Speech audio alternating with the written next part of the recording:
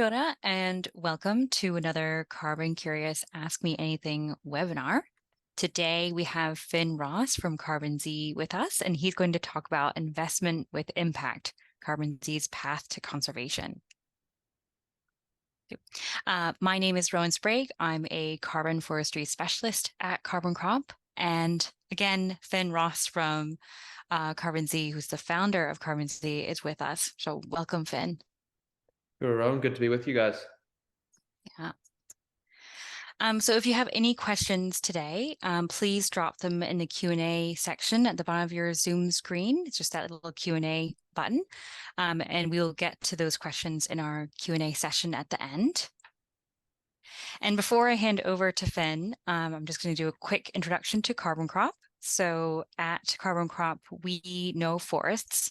We have assessed over 1.9 million hectares of land in New Zealand, and that's about 7% of the total land area of New Zealand. And all of our assessments are working. So we have over 300 landholders who have signed up with us. And the forests of those landholders have removed over 350,000 tons of carbon dioxide. And this represents over $20 million in carbon credits that have been earned. At CarbonCrop, we also specialize in native forests. So this is data from MPI. Of all of the forests that are registered in the ETS, only 17% are native forests. But at CarbonCrop, over 80% of the forests that we register in the ETS are native forests.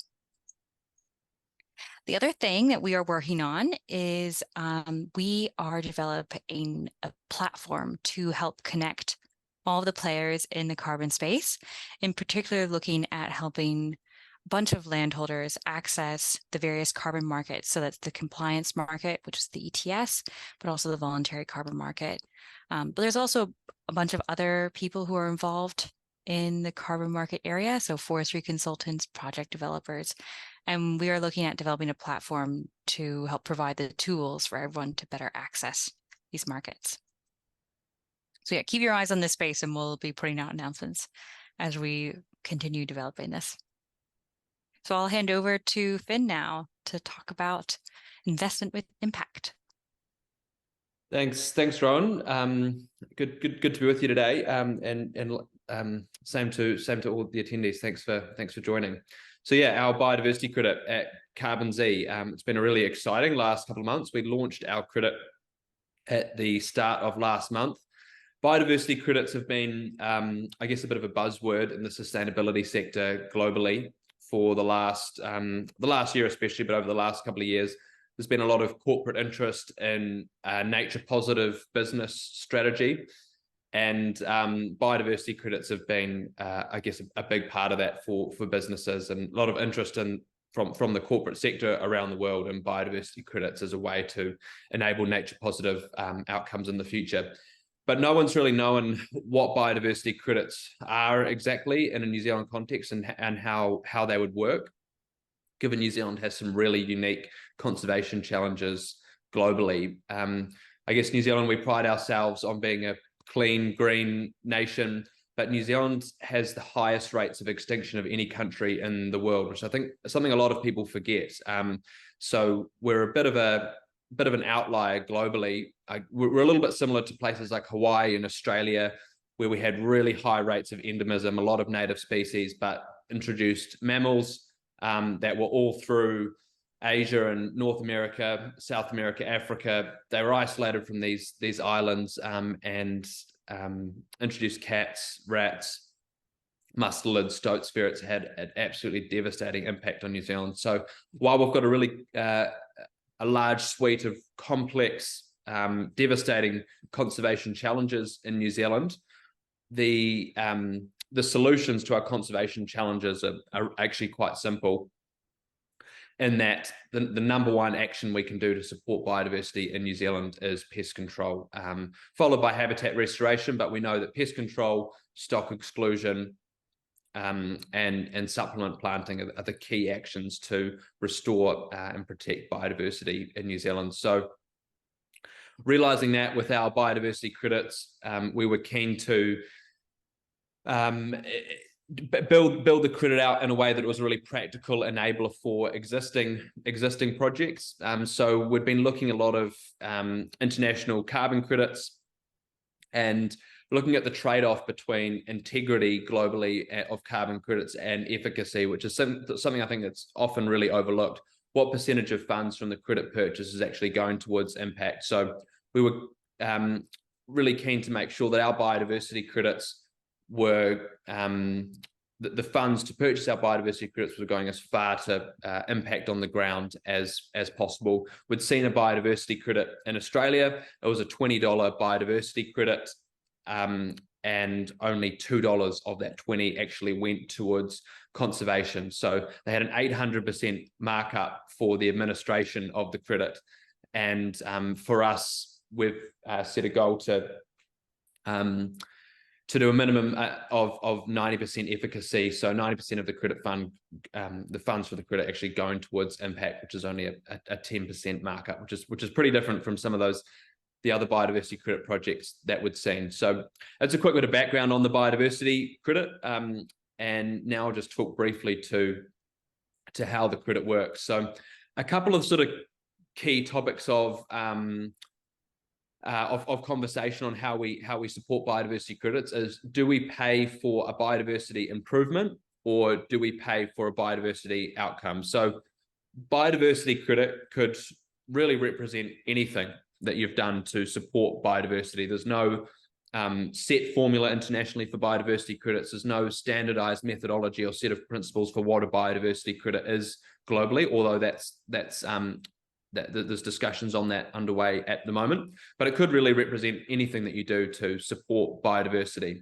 And for us, there were two main options. One was to look at a credit that was an outcome-based credit. So once you've done something to protect a habitat or protect a species or restore a habitat, you get paid for that biodiversity improvement. And if you can demonstrate a measurable improvement in the biodiversity, then you'd pay for that. The second one was a input-based credit, which is the approach that we've taken, which is issuing a credit for an action that you believe is going to have enhanced biodiversity. So in our case, that was pest control. So that was sort of the first key decision: is do we approach the outcome-based biodiversity credits or the input-based? And the reason we chose the input-based was to get around that that really high administration spending burden. We'd seen a lot of projects in Australia that have this super high burden on proving and demonstrating increased biodiversity, and there were really complex matrices for what does one biodiversity credit equal? Does one koala equal 1 hectare of blue gums restored? Which was another added layer of complexity. And we felt like that if we're partnering with best-in-class conservation projects around New Zealand, that the performance of those projects is already at a really, really high standard, and putting an additional compliance burden on existing best-in-class projects around New Zealand wasn't going to help improve biodiversity outcomes for the project. So the way we set up the credit was to be a continued enabler of existing best-in-class, for want of a better word, conservation projects around New Zealand. So that was part one. And then part two, the other key conversation around biodiversity credits are, can biodiversity credits be used as an offset or not? So in Australia, there's a couple of systems where if you're putting in a big housing development or you're a mining company putting in a new mine, you've got to buy biodiversity credits to offset the impact on biodiversity you had. There's a few, I guess, morality conversations around that in the offsetting space. We steered away from that because I think it's a bit of a, this early in the biodiversity crediting space, it's a bit of a fine line ethically to be going, hey, we're going to, destroy this amount of biodiversity and then protect this amount of biodiversity to compensate for that.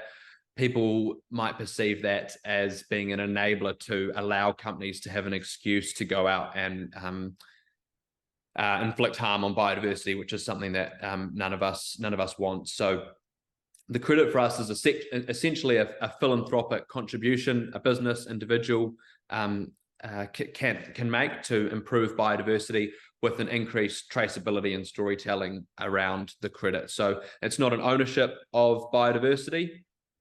You don't actually own the biodiversity. You own the action, which is likely to lead to an enhancement in biodiversity.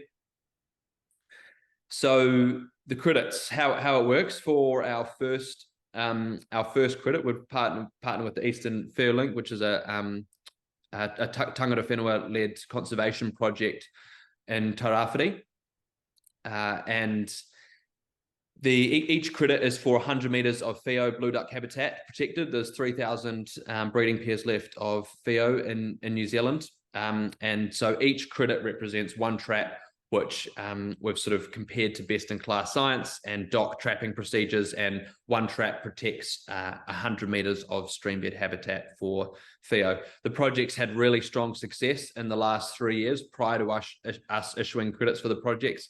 Had really strong breeding rates for the whio, successfully bred several clutches of whio chicks, and the significant potential for project expansion in the region.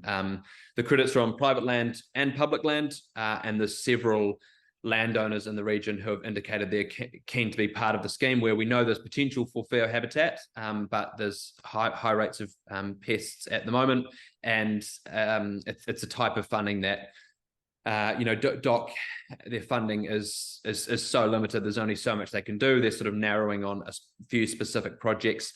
And for us, there's a lot of landowners, farmers around New Zealand who really want to facilitate good. They want to protect their biodiversity, but the funding is the key thing that's restricting them from doing that.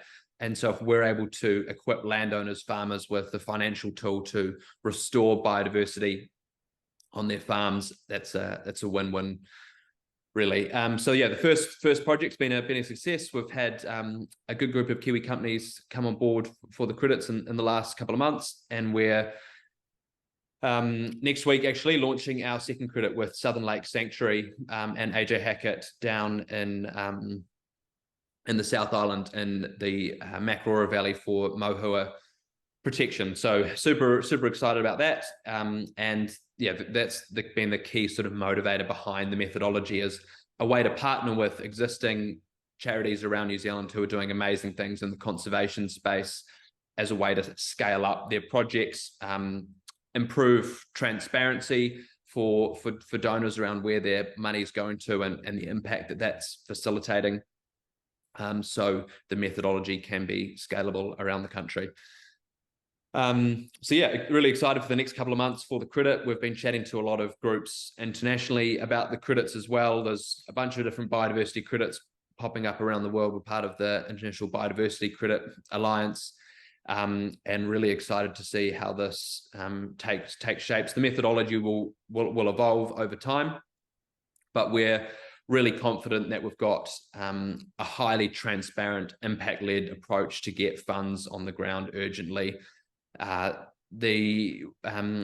of you will know that the government's launched consultation on a biodiversity credit initiative in New Zealand last month, which is super exciting to see. The UK government's now opening up a biodiversity credit market, or has indicated they'll open up a biodiversity credit market. Australia's got a few schemes, and there's some other countries who are indicating that as well, but New Zealand really seems like will be an early mover at the government level. And so yeah, we're really excited about that, and have been in close consultation with the government on their biodiversity credits, and how we can help each other to scale up conservation around New Zealand, because I think that's the key limiting factor for biodiversity credits and conservation around New Zealand is funding. And for us, while we're super confident now, we're really excited about our biodiversity credits, and there's appetite for demand out there. The scale of funding which is required to protect to enhance biodiversity around New Zealand at the scales we really need is in the hundreds of millions if not billions of dollars. And the only way that's not going to come from philanthropy or businesses doing the right thing. That's going to come from government legislature. So yeah, really excited to see how the government shapes that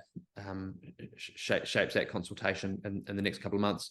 So yeah, it's a bit of a background to the credit, and yeah, looking forward to answering any questions, and really open to discussing the credit, how it works. Here's a bit of a map of the trap network at the moment in Tairāwhiti.